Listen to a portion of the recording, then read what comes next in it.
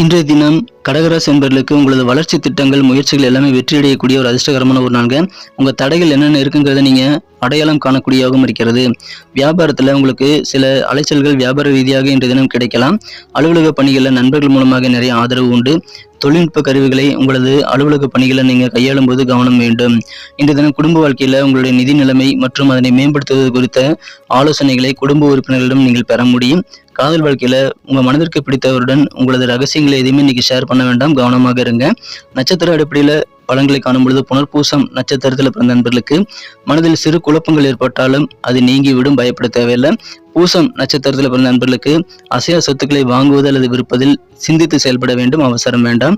ஆயில்யம் நட்சத்திரத்தில் பிறந்த நண்பர்களுக்கு உங்களுடைய முயற்சி எந்த அளவுக்கு அதிகரிக்கிறீங்களோ அந்த அளவுக்கு உங்களுக்கு முன்னேற்றமும் அதிகரிக்கக்கூடிய ஒரு நாள்.